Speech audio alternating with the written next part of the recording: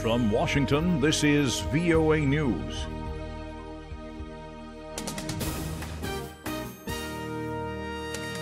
I'm Christopher Cruz reporting. The 3 American citizens who've been held in North Korea are on their way home after being released by the Koreans. President Trump said Wednesday he will greet the men when they arrive at an Air Force base near Washington, D.C. Right now, flying back are 3 what they were calling hostages. We call them fine people, 3 really fine people. Seem to be healthy. They'll be landing at 2 o'clock in the morning at Andrews Air Force Base. And I'll be there to greet them. Mike will be with me. Also on Wednesday, the president said the date and location of his summit with North Korean dictator Kim Jong Un will be announced within 3 days. It will not take place at the Korean demilitarized zone, as Mr. Trump had previously suggested it might. We picked a time, we picked a place for the meeting, or summit, as you like to call it. And I think it'll be very successful. But as I always say, who knows? Who knows what's going to happen? Egypt is expressing reservations about President Trump's decision to pull the United States out of the 2015 Iran nuclear agreement.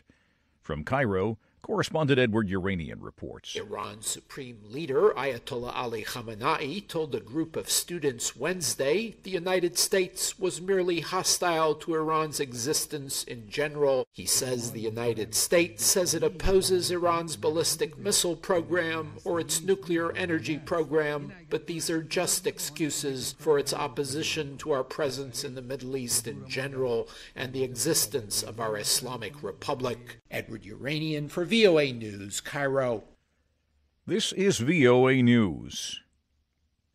Heavily armed suicide bombers attacked 2 police stations in the Afghan capital Kabul on Wednesday, killing at least 7 people and wounding 23. The first attack happened midday, during which 2 suicide bombers targeted the police headquarters in the western Dasht-e-Barchi district of the capital.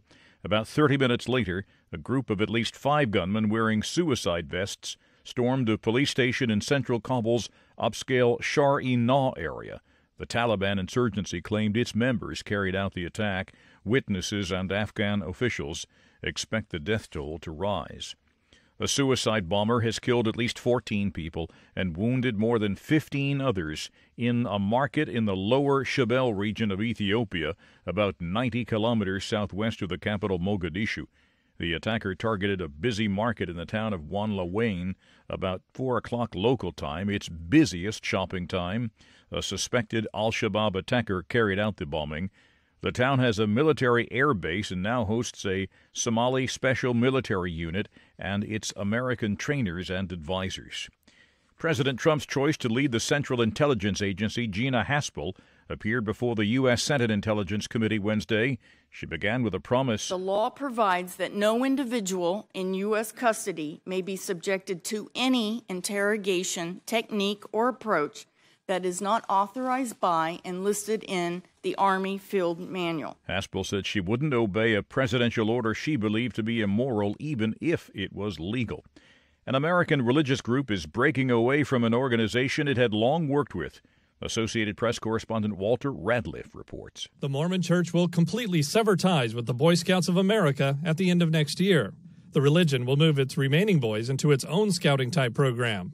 The announcement by the Church of Jesus Christ of Latter-day Saints and Boy Scouts marks the end to a close relationship that lasted more than a century and was built on their shared values. The exit by Mormon leaders comes after Boy Scouts decided in 2015 to allow gay troop leaders and announced last year it would allow girls into the ranks. The Boy Scouts said last week it will change its name next year to Scouts BSA. The religion has long been the biggest sponsor of Boy Scout troops in the United States. I'm Walter Radliff. A breakaway group of Republicans in the U.S. House of Representatives has defied their leaders and joined with Democrats in an attempt to force action on legislation that would protect a program that stops young illegal immigrants brought to the U.S. by their parents from being deported. You can find more on these and other late-breaking and developing stories from around the world around the clock at voanews.com and on the VOA News mobile app. I'm Christopher Cruz, VOA News. That's the latest world news from VOA.